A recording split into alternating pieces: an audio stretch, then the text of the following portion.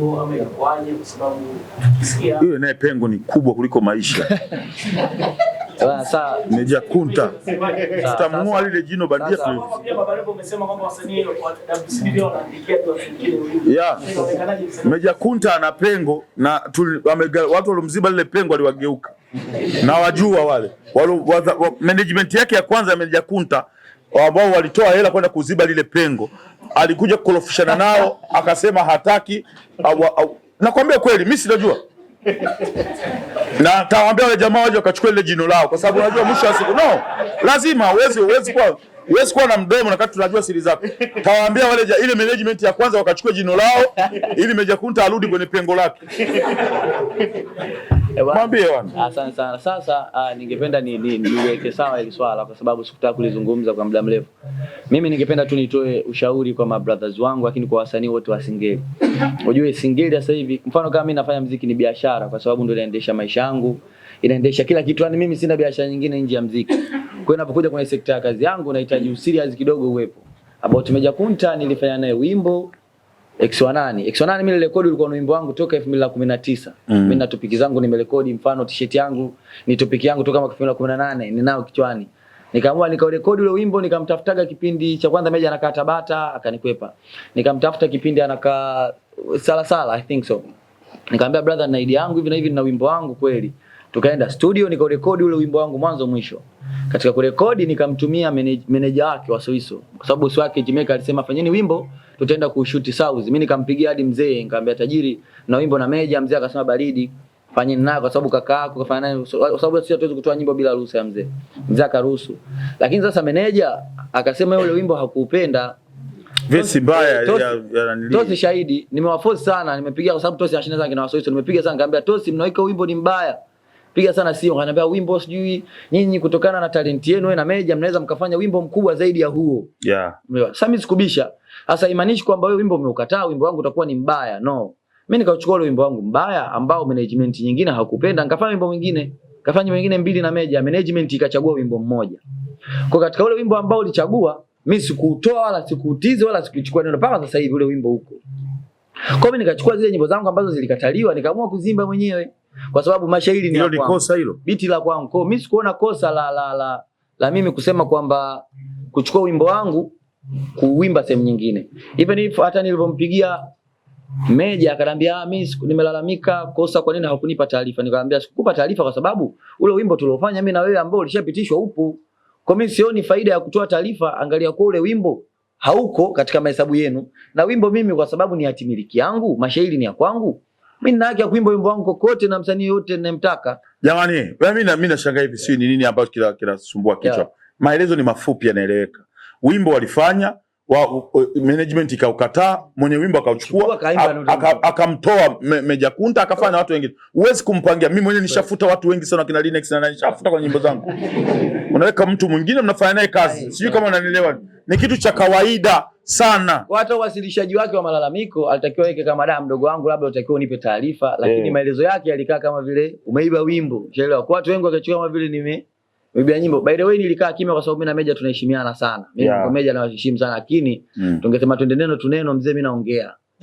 Uliiba hujaiba? Wimbo ni wangu, sema nimeibaje wakati mashairi yangu. Utajibia kitu chake mwenyewe. Na huo wimbo mwingine utautoa? Hatutoi. Hatutoi. Nasema hivi, hatutoi. Atulie. No. Kama anataka wimbo mwingine utoke, afute hizo kauli za kumsingizia msanii na kila kitu. Hiyo ndo shukurani ya kusema sasa tuendelee na mahusiano.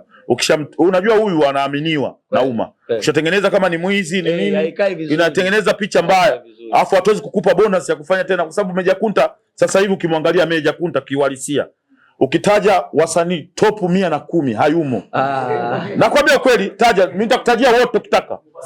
Nakutajia wote wa Singeli umkuti Meja Kunta. Nakutajia wote, utamtaja Divoice, utataja Paten, utataja Sui Sergeant, utataja Sui Lanili Makabila yuko namba 11 huko. Nakwambia kweli sasa kwa mfumo huo kufanya ngoma na Divoice ni kukupa nafasi ya kurudi tena kwenye top 10. You need to respect that. That's simple. Jana tumeona show yako ni Grace, umerudi mtaa nyumbani kule. Umeua sana. Asante sana. Leo tumeona pia tulikuwa na bosi wako Diamond. Asante. Moja ya kitu ambacho kilitushangaza wengi na labda ukitolea kwenye press tutakuwa tunaelewa. Ulipokuja kuandika mtandaoni ya kwamba jamani, mimi mwenyewe nimeona kama mlivyoona nyinyi. Na maana ilionekana ulikuwa unapigiwa simu sana kuhusiana na kile kitu tulichopost Diamond. Kwa karibu, umekuwa kwa karibu sana na Diamond. Akipo yeye Zuchu wewe kutokujua jambo lolote la karibu la kifamilia kama lile linawashangaza watu. Kauli yako ni ipi?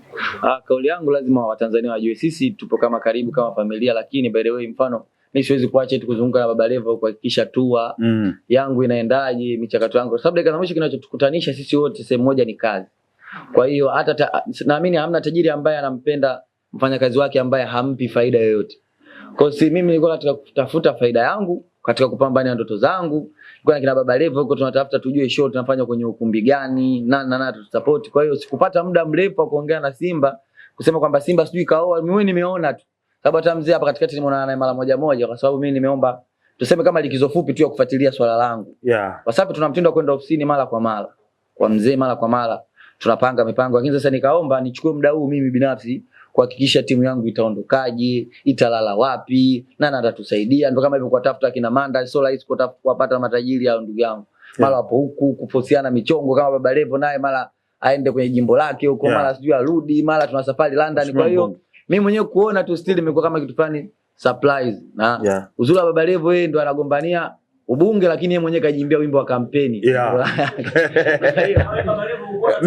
Mimi nilikuwa najua kila kitu wakati Diamond Platinum anamuoa Zuchu, hatukuzidi 7. Hatukuzidi watu 7 kwenye kushuhudia tukio lile. Kwenye tukio lile kama mtoto wa kwanza ilikuwa lazima nishuhudie mzee wangu akiwa anafunga ndoa. Na nataka nikwambie very simple. Mimi ndo mmoja kati ya watu ambao nilipigania mpaka nikatukanwa, nataka sio kumzalia Diamond, nataka kufanyaje kwa sababu ya kupigania penzi lake la Diamond na Zuchu. Sijui kama unanielewa. Kauli zote nilizoongea ni kwa sababu kuhakikisha wale wanakuwa wapenzi na wanazaa watoto. Sasa hivi wameshaoana, wamefunga ndoa. This time ni kupambana na Zuchu aweze kupata mtoto. Na nimemfundisha, mimi na watoto wengi sana. Mimi na watoto 5. Umeelewa vizuri? Na Diamond Platnumz sasa hivi ana watoto 3. Na nimemfundisha Diamond namna ambavyo ya kutengeneza mazingira kupata mtoto mwingine wa kiume. Sijui kama unanielewa vizuri. Kwa Zuchu kuna vitu nimemfundisha namna ya kuvitengeneza hasa wakiwa faraga. Atapata mtoto wa kiume. Diamond Platnumz mtoto huyu atazaliwa na Zuchu. Wanapendana sana. Na mapenzi yao ni yani huwezi kuingilia. Ile issue ya kusema talaka 1, talaka 3 vipi? Nataka nikwambie kitu kimoja very simple.